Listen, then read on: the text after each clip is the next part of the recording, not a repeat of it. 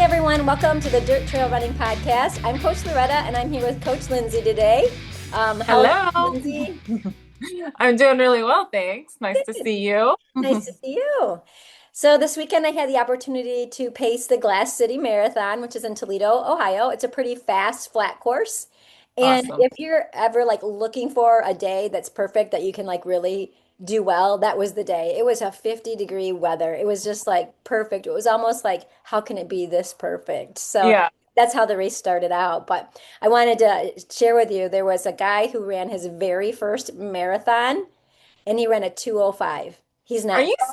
serious? Yeah, he's not coached. He's not an A elite. A 205? 2:05. Yes. How does Very that first. happen? I have no idea. Isn't that insane? Are you kidding? This is obviously my first time hearing about this. Wait, so this is where are we again? This is Glass City Marathon in Toledo, Ohio. How far away is that from you? About an hour. So I'm almost to the border of Michigan, Ohio. See, the Midwest map to me makes no sense. Like when I think of where you live, I mean, this is just my own ignorance. I'm like, Loretta lives in the middle of nowhere up near Canada. Like, Nope, nope. I'm in the bottom of the mitten. okay.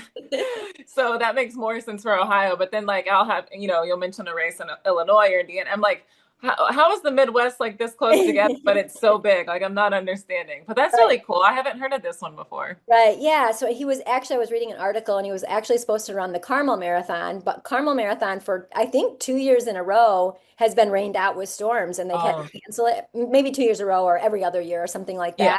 So he had to find a different marathon. So he Yeah. chose Glass City and I mean, he crushed it.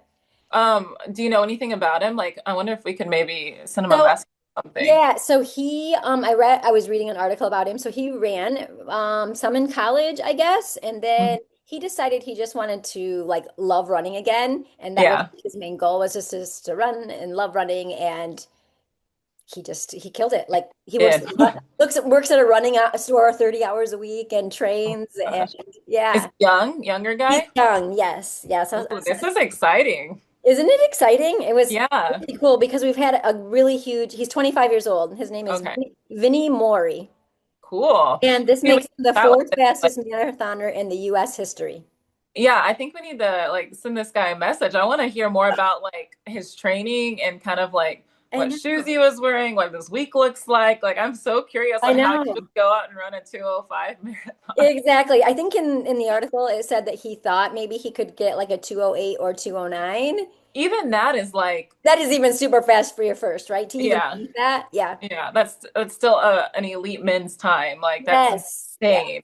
So Wow. 4:48 average pace. Well, I think this guy might not be in the running store full time anymore. Yeah.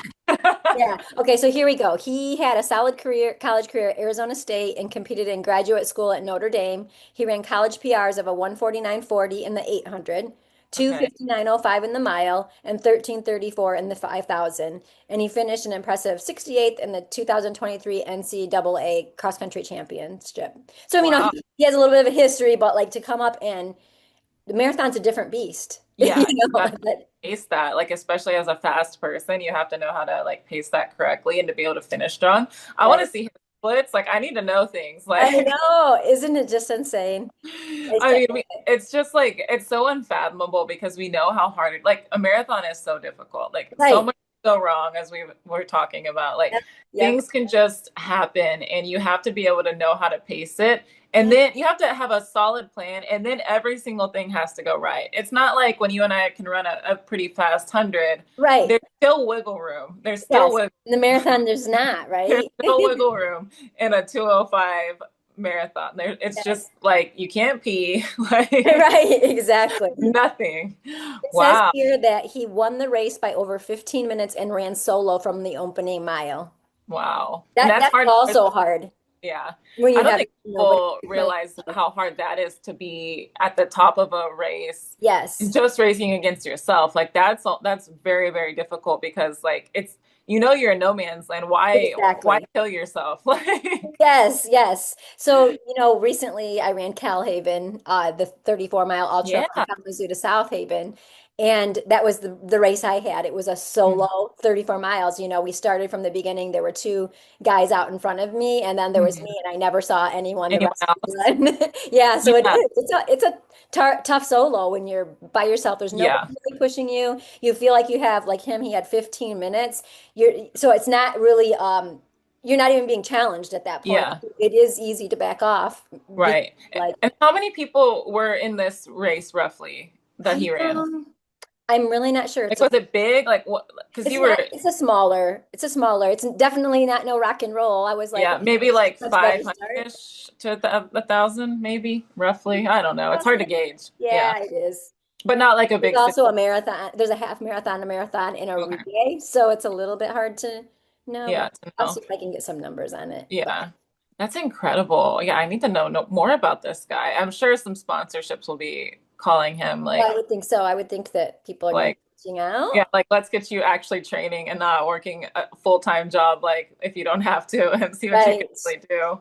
That's Okay, here incredible. we go. So across all the events, there was 6,642 people, Oh, that's great. 1,474 running the full marathon. Okay. So a little over 1,000. Very cool. I Yeah. mean, even like the second place guy, you said he won by 15 minutes. That's still a really impressive Yeah, time. yeah. It might be about it's still a qualifier, right? Yeah. I think I read that two people qualified for the Olympics at Oh the yeah. too. The men's Olympic qualifying time, they've changed it every so often, but I think it's somewhere around 2:20. Yeah. That's what I was thinking too. Yeah, somewhere around Like 2:20. he did. That's So on the incredible. way, we called our friend who was pacing London. So he Hmm. was telling us about London, getting ready to pace. And he was said that there were little concerns about the temperature and what was going to happen with the temp there, but it was What around was the 40 to 50 degrees when we talked to him. So looking back now to see the great results of London, I suspect when the elites ran, it was probably around that same temperature it Yeah. was here, like just like Yeah. ideal temperature to like put down a really fast race. Yes. And can you believe three guys were under the world record time? That's It's just, insane. And two under the 2 hour. yes, isn't that just insane? Like it's truly mind blowing. Like when you hear like the 2:05, and then for someone that's not really in the running or the marathon world Right, stands at all, you think like, oh, this newbie ran a 2:05, surely a pro could go under two. No, like that right, gap is so big. It might as well be like, I don't know, 10 hours. right, Like, exactly. but to be able to close that gap, I mean, I mean, people have, normal, non-runners or casual runners have asked me like what gives? Like, why are we now starting to see this? Right, And I think it's just a combination. Like the competition first and foremost is always going to push the numbers better. But right. then people are training smarter. The science is getting much and much better with fueling. Hmm. Yep. Like their coaches have dialed in exactly what needs to happen. The shoes are getting better. I know the first place guy ran in that. Is it the Adidas prototype, right? So they were brand new out, maybe just Yeah, released that week or something. So yeah. I don't know what the second place guy ran, and I feel so bad. Like I don't even know the second guy's name. I feel terrible for this guy. Any other day, this I guy would be like know. the hero of like the running world, and this poor guy. Right. And then the third guy who actually Yeah. beat Kelvin Kipton's time Yes. from Chicago, he was just over 2 hours. Nobody's hearing about No, him either. no, I don't And know like, his it's name. just like Nothing. these poor guys, they ran like incredible races. And then there's. But if I'm not mistaken, the second place guy who also ran a sub two, I think it was his first full marathon. Am I right? I think so too. Yeah. Which But crazy. yeah, but I mean, I think it's just I mean, everything is getting dialed in to be just exceptional. And talk about Boston. Boston and London had incredible weather. Like everyone at Boston, Yes. they had a tailwind, first of all, which is Yes. like a gift from God. And then they Yep. had the perfect running conditions. I mean, it was cold, which is terrible to wait in. But Yep. for these elites, like they're coming out of their trailer and going to the start line. They're fine. Right. But Exactly. even for everyone else, everyone I know that ran Boston had like one of their best marathon times. Yes. Yep. When Yep. I ran Boston, it was hot. So that's the only thing I remember. And I had a great, fun time, but I didn't have like ideal weather. And some years it Right. rains, some years it's like really cold, some years it's really hot. It's supposedly perfect this year. So really fun times in like the marathon space. It's great. And then we shouldn't fail to mention that there was a female world record Yeah. broke too at London. Yeah. I can't remember her name, but Me either. she broke her own Her previous own record. record. So Yeah. Oh my gosh. Her name's escaping 15. But yes, she also broke her own record. I mean, it's just incredible, like what these marathoners are doing. And I think like, I mean, I can't remember the women's time. Do you know what it is? It was 2:15, I think. What's it? 2:15? Yeah. It might Because have I been know 9. I could be, I mean, I keep it up to date on marathoners, but I can't remember the exact number. But I mean, I really want to see this. I mean, it's easy for me to say sitting on my chair here. I want to see the women's time like get closer and closer to the men's time. Like it's still Right, a right, pretty right. large gap, and rightfully so. Like we've got a lot more things to battle, but I mean, I really feel like there's some really fast women right now that can do some Yes. incredible things. So it was the women only world record, 2:15:41.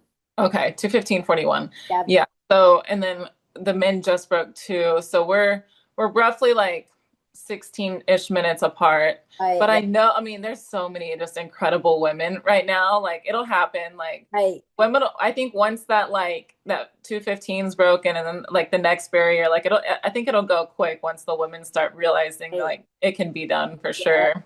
So there is a mixed sex world record by Ruth from Kenya. And Yeah. hers was 2:09:56. That was set in Chicago in 2024. Yeah. Yeah, I So, remember yeah. that one. I'm not sure what the difference is between those records, but, Yeah, and then I don't want to but speak out of turn. I can't remember. You'll have to do a Google since you're on your computer. Unfortunately, I can't remember who it was. I don't want to say a name oh and yeah, the one that was that got caught doping yeah. this Well, year. And it's that one though. yeah, I can't remember what her name was, but Yep. hopefully like we'll start to see the women's times get, even more and more fast. I mean, a 2:15 is insane, but Right, right. Well, so the guy who set the world record, I read that he went through like 25 different times of doping checking throughout the year. yeah, I mean, he went through a lot of stuff. His yeah, sponsor must have been Adidas. I yeah. think covered that. I mean, like $50,000 worth or something Yeah, to I test. read that article. Yeah, because Yeah, so I think they knew he could do it, and they wanted to leave no doubt. yeah, Like, exactly. because unfortunately, there are some people getting caught in the Right. doping space, and to have your sponsor want to be sure, because this is Yes. on top of like they paid for extra testing on top of what Mhm. already gets done on Yep. him. Yep. Like that's following the rules and everything. They paid for even more just to be sure that this would hold up and this wouldn't go anywhere. Right. Yeah. Yeah, Yeah. so So that's that, really I mean, I cool. think that's pretty cool though that they're like being Yeah. proactive and, just saying like, hey, this is like legit. So, Yeah, this is serious and set the standard to make sure like the clean sport is being held up. right, right. That's I mean, it's so exciting to see these times, but if they're being, nullified in 2 years because of it, and then, it's a whole problem. So this is amazing that they're like putting their money behind it, which these sponsors should be doing. Like, Right. yeah, Exactly. Yeah, for like sure. they've got the money. So I just want to give a shout out to one of my athletes, Matt Zapecki. He ran Milwaukee a couple weeks ago, Mm, and this is his third marathon. So he had ran two marathons before I started coaching him, and his PR yeah. was 2:58. He Oh ran my, at 2:47 at that's Milwaukee, such a big which is gap. insane too. Like once you get under 3, that's a big deal to take that much time off. Yes, So excited to see what he has in store, coming. wow. So So. he cut quite a bit of time off there. And does he keep wanting to see how low he can get it, or is he? So he's very interested in the ultra world. So has a 50 in his first 100 coming up this Okay. fall. So he's going to be focused on that. But Um, he's definitely going to be running Boston, and I can see him coming back trying to get a faster marathon. And I yeah, definitely think that that's possible. When you go in, and he needed a 2:55 to qualify for Boston, a yeah, 2:50 with cushion because it was about yeah, a minute difference last year. So yeah. he was targeting a 2:50. That was his safe goal. Right. I suspect he could have ran faster than 2:47, but we wanted to safely get him to Yeah, Boston to qualify. So that yeah, is so exciting. but that is really, yeah, it's so exciting to watch, people make such great gains. So Yeah, I mean, it's just like, I mean, you see the work that, our athletes put in, and then when we train for something, the effort that you've put in, but it, like we were saying, like so many things can go awry on race day. Like so many things can just happen and it could just not be your day, which is one of the most yes, frustrating things, like as a runner. And yes, it can just be something as simple as like you said, you were battling a blister, something yes, like that, trying to find the perfect shoe because they switched. I cannot tell you how many times, like just this week, an athlete has messaged me saying, "Hey, the new model of the shoe is like changed the drop or has changed the stack height, Yes. and they don't Killing make me. the other one, and I can't find it anymore." And I'm like, "Why do they keep doing this to us? Somebody in the shoe business, please tell me." Yes. We would be happy to be shoe testers. I know, I don't Not this understand, and madness. it's usually something that matters like that. It's not like they change the shoelace. It's something Right. like the stack height that really messes with people. Mhm. And I mean, I even had a friend tell me that the other day that his Clifton was off or something like the new model. I'm like, well, that checks out. Clifton always changes their model or yeah, every single year. And I'm like, why? Like somebody tell us. Like, Yes, yes. So we should talk about this a little bit. So as we know, we talked a little bit behind the scenes. So I had a gait analysis done with Dr. Lisa, yeah, the Helix 3D gait analysis system, and it was developed by the same company that we use for our coaching platform, Run yeah, DNA. And so I took in 7 pairs of my shoes and we looked at all of them just to see like what's happening with your gait, how's it look, what shoe looks best on you, and yeah, a variety of shoes, right? Some from 0 drops to 8 millimeter drops, a variety of stack heights. So it yeah, was interesting. It really kind of proved a theory. We should get Lisa on and have this conversation, but yeah, proved a little bit of a theory that's been consistent for me is the higher the stack, the higher the cushion, the more my form starts to fall apart. Um, yeah, I like to feel the ground, and when I'm in those higher stack shoes, I think I probably run a little bit harder because I don't feel the ground, and I'm used to yeah. feeling the ground, so those are not the best for me. But then, Right. in with this system, we're looking at trying to get a number under 10 or closer to 0 is kind of Okay. that goal. That's the better scoring. So my scores were still within okay reason. Yeah. But my best shoe was a shoe that I bought just kind of because I looked and said, "Oh, this looks similar to the shoe that I love," Yeah.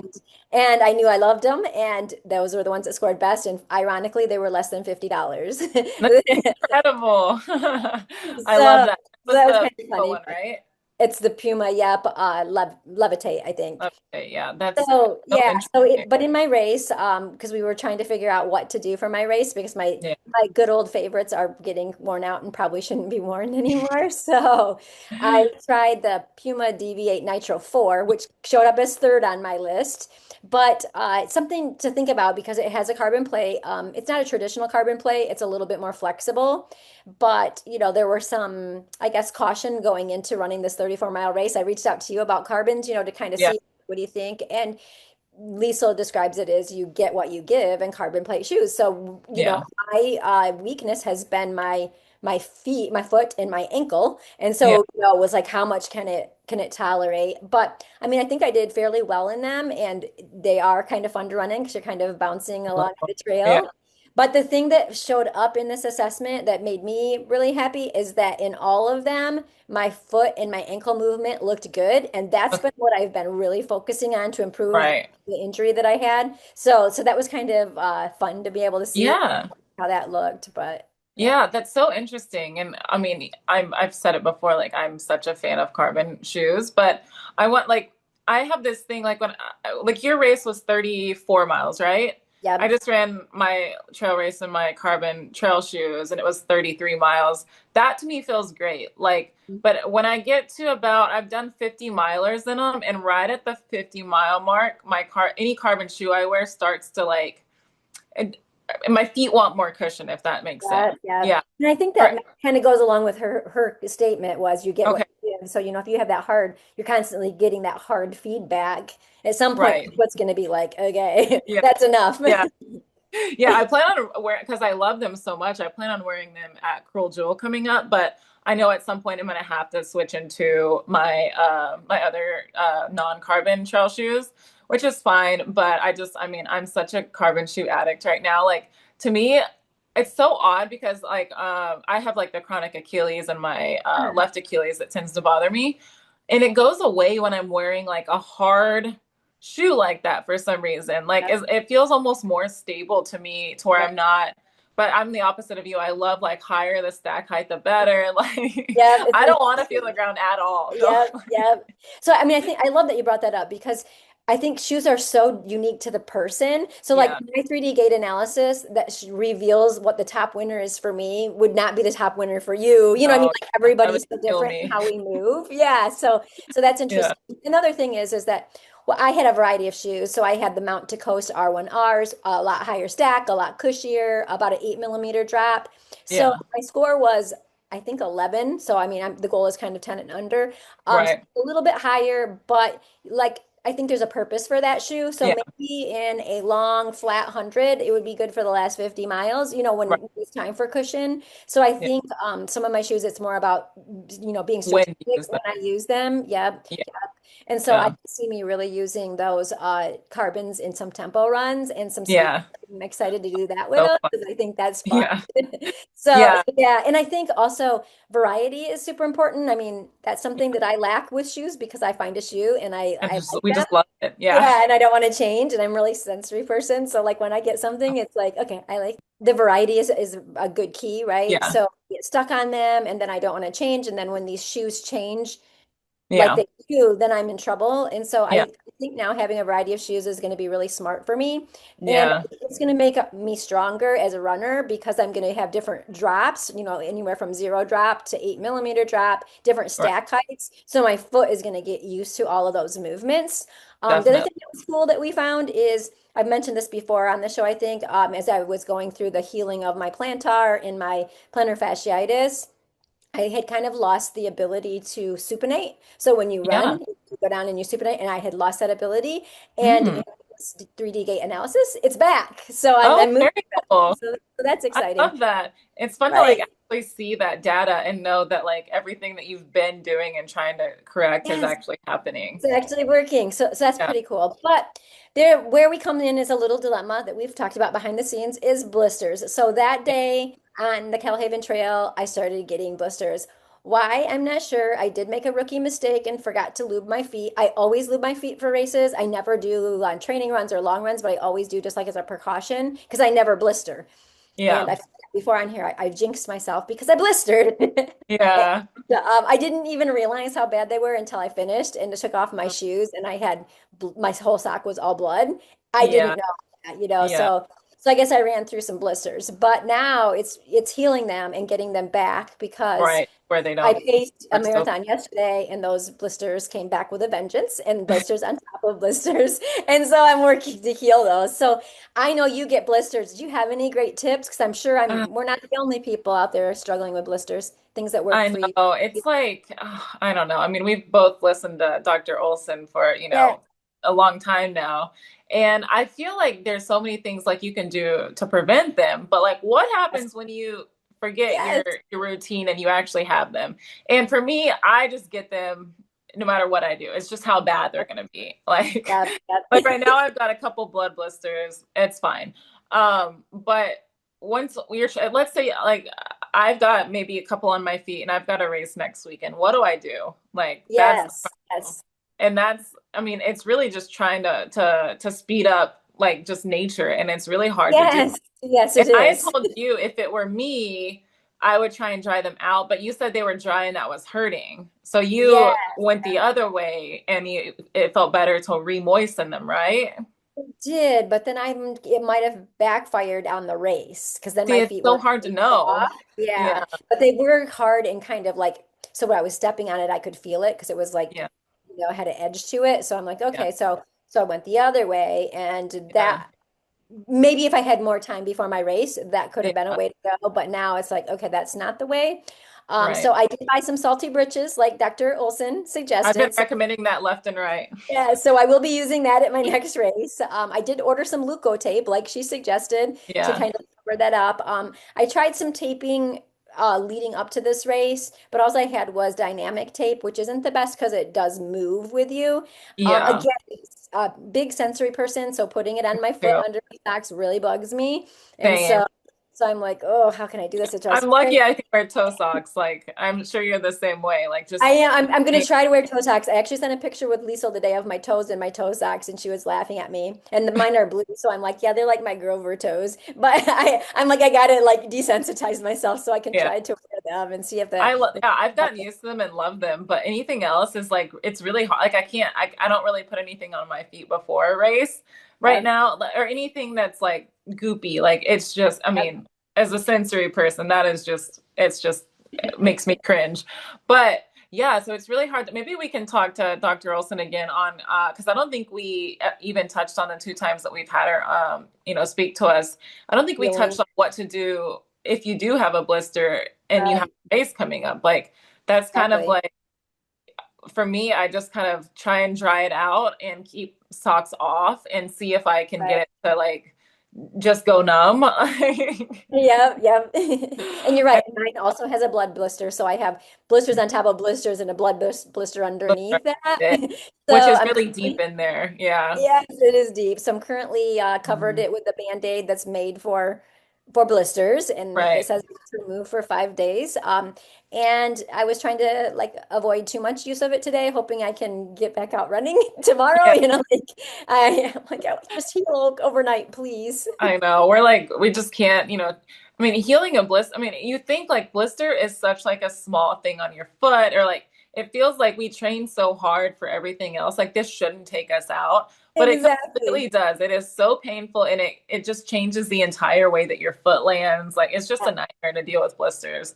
And I mean, I've had them extremely bad and it's just, I mean, yeah, it's not fun. So maybe that's something we can like research together and report back Yes, what to I think do that's a good if plan. you mess up and you actually have some blisters. What can you Yes, do? what do you do? Like Because one thing I'm not known for, I'm not patient. I'm not a patient person. me. I Yeah. want it to be fixed now or yesterday. Yeah, I don't exactly. have Yeah. time to wait Definitely two not days for tomorrow. one. Today or yesterday. Yes, yes.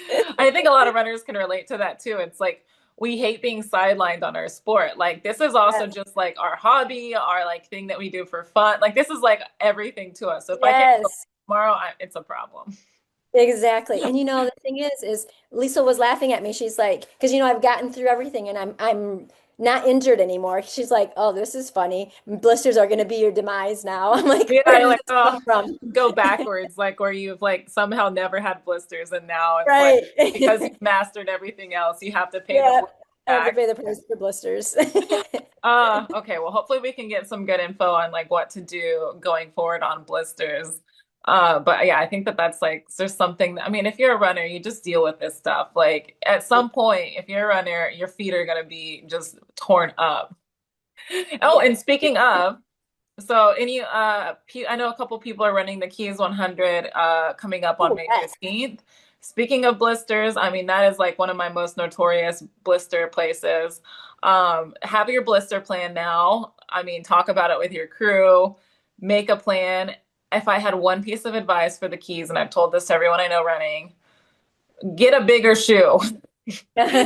Your feet are going to swell early, like earlier than you think. It is so hot and humid, and the pavement is brutally hot, and you're running flat. There's no change in your gait. Like, that's the main thing, I think. Like, when I ran Badwater, I had bad blisters one time, but at least your foot's changing based on the road and you're climbing, you're descending.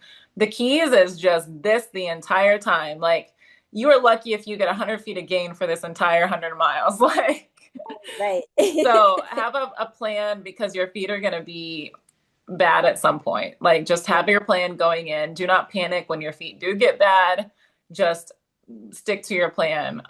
Talk to your crew on what you can do.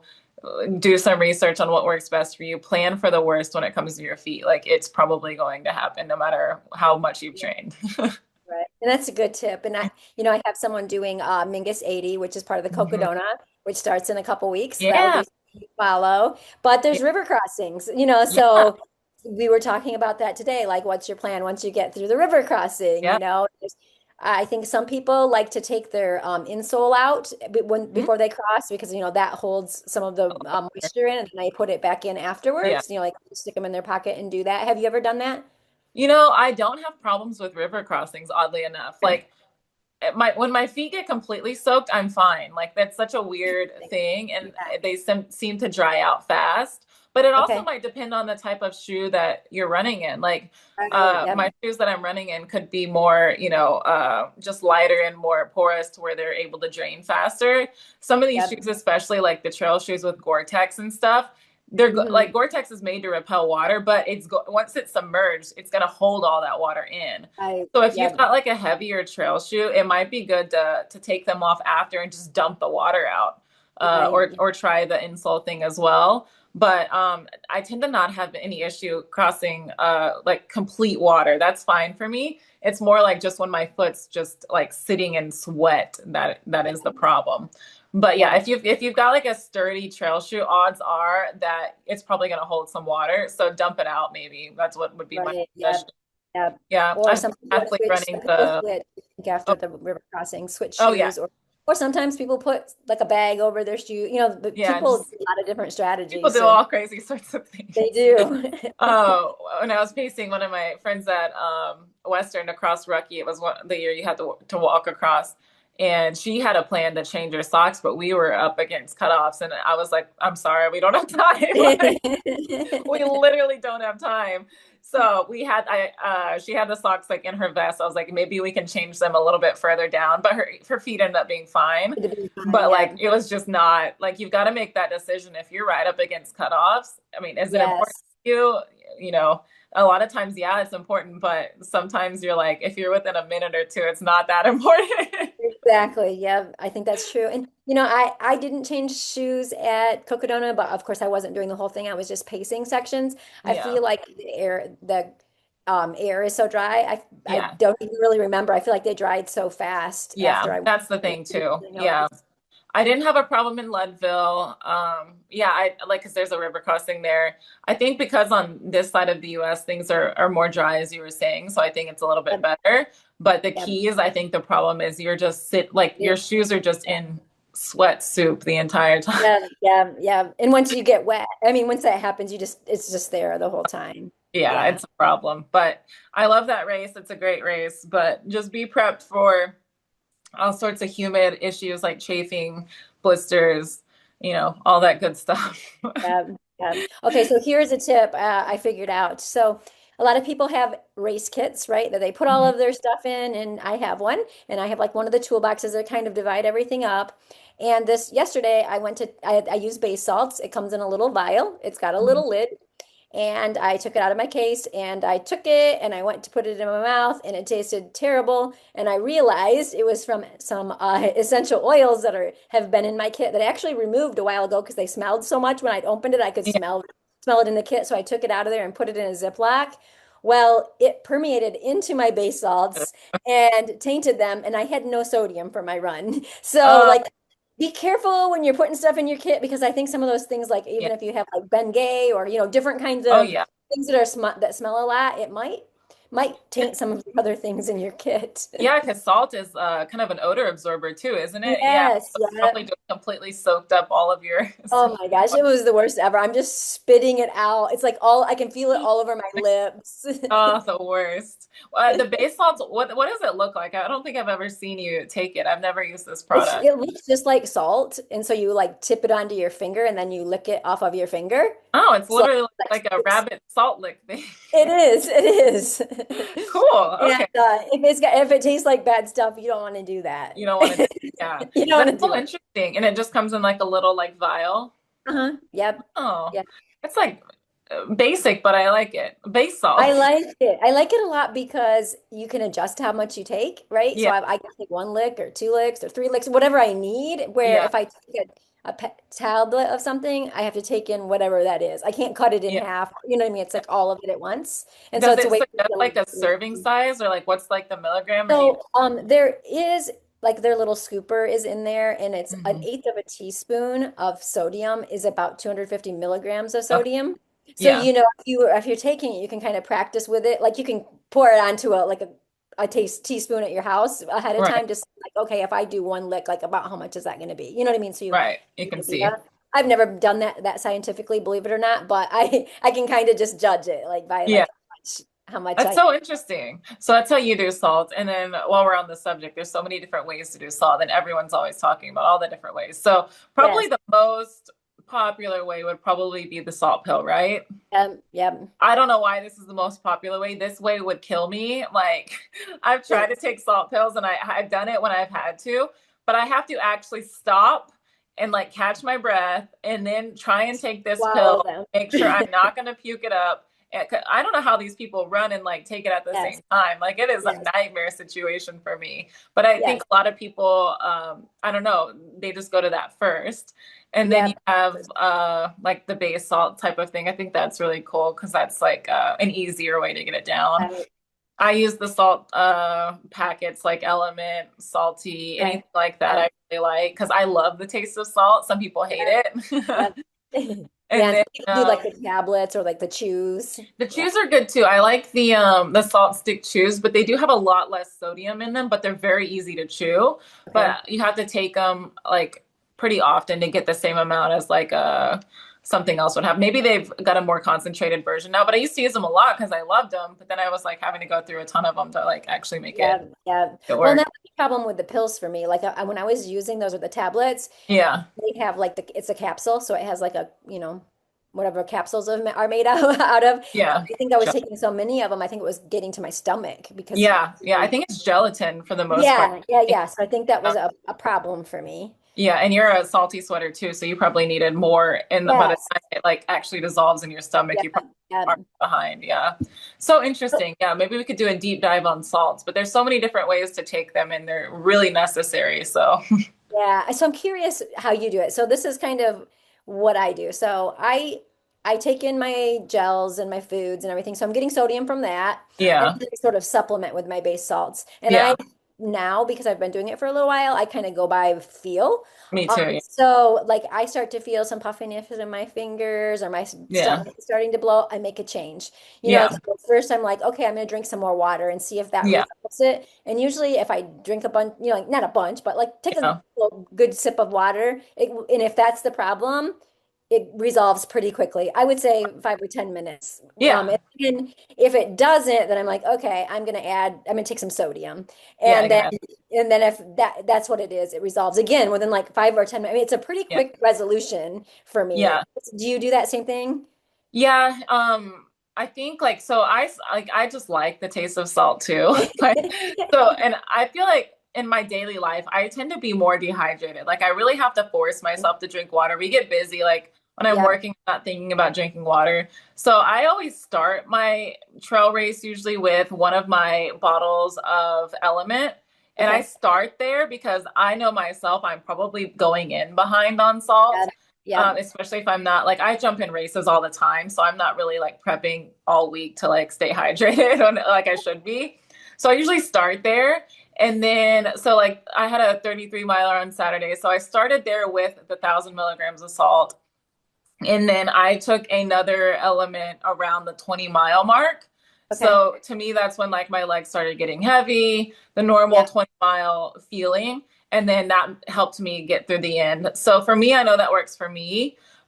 Generally in an ultra marathon, I'll do the same thing. If my stomach starts to feel a little weird, if I Uh-huh. feel like, I don't know, if I just feel off, I'm like, I go to water. My That's immediate what I, yeah, water. yeah. Like Yep. it just helps reset everything and kind of clears up like any issue that might be there. So I just go back to water and then after I've stuck to water for a little while, and it cleanses your palate too. You get so tired of eating certain things. Right. Yep. And then after I've been in water for a bit, I'm like, okay, now I need to start adding some stuff. So then if that happens, I'll probably like dilute and only take like 500 milligrams of Element or something like that.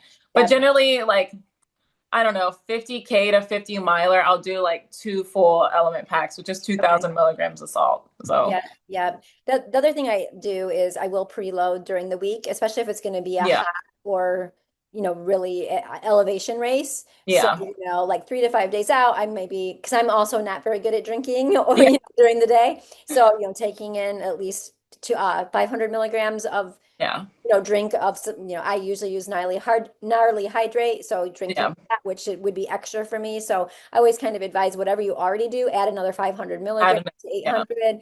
And then if it's really going to be hot or, you're going to be at altitude, like 800 to 1,000, like yeah, the day before. And then I always drink a glass of it before I race, like that morning for breakfast, yeah, just kind of top things off. And yeah, I kind of go by feel from there. yeah, And then, like you said, like if I start to feel a little off, a lot of times I mean, and if it's not my nutrition because I'm low on calories, a lot of times it's off on not having enough sodium. yeah, And literally start feeling like you can't move. Like Yeah. things get hard. And then you take a little bit of salt and like magically you're back. And just back, yeah, and it hits fast too, which is nice. It So like, does. Yeah. yeah, I always go to water, and then once I've established that I can add more, then I add more, and I feel immediately better. Yeah. But while you were saying that too, like you mentioned altitude, and I have an athlete that's doing the 125 in Arizona, and he went out and did the training run that they had with Cocodona recently, and he lives in the Midwest, and the altitude thing, Hmm. and his training run, he did parts of the course that go up to like 7,000. So of course he didn't really even realize he was feeling the altitude. He just was like, that was hard. Like that was harder than it should have been. I just didn't feel, and I was like, oh, you were at altitude. Like, this is Yeah. gonna happen. But so basically, like if you're, I mean, there's so many rabbit holes you can go down on how to train for the altitude best when you live at flat. But number one is make sure you're in the best shape you can. We've done that with him. But two, your body needs more when you're at altitude. So Yeah. we've Yeah. got a plan for him to really make sure by, I think it's mile 40 to 60 is when he does the big climb, and then he stays at altitude. By then, he's got to already have a ton of calories in. He's got to have his salts way up. Like he's got to be prepped to do that climb and to Yes. get there. So we're really focusing on nutrition more than anything, because you can't expect your body to regulate at altitude if it has nothing to use. So Right. we've been doing Right. that and really upping his salt intake as well. So I'm Yeah. hopeful that's gonna help, and I think it will. He's such a tough one, so he'll be fine. But Yeah, yeah, that's the I kind of have a conversation today with my athlete that's doing Mingus as yeah, well. It's like when you get to for one, when you get out in the desert, it's different than the Midwest. We yeah, have so much humidity here. And yeah, so you feel it when you need to drink, yeah, 'cause you're sweating and you feel like you need it. Out there, it's evaporating so quickly. It yeah, can kind of disguise that you need to drink, yeah, so like really keeping up on your hydration and your sodium. And yeah, I think also on those climbs, adjusting your calories based on the energy that you're putting out, because you're putting out more, burning more calories on right, climbs. And so making sure you're fueling for the climbs. So that means your nutrition might not be completely even. Like if I were running Tunnel yeah, Hill, let's say, it's going to be an yeah, even day, right? Or that would be the goal. And so taking however many calories you're going to, you would probably can stay that consistently through the time. But right. when you're doing those climbs, you're burning more Way calories. more, and you're going up. Yeah. Yeah, so kind of adjusting those and being a little bit adaptable, I think, to what you're doing on the course at that time. In that time, yeah. So that's going to be really fun to see, like just all of our athletes tackle all the Uh, distance there.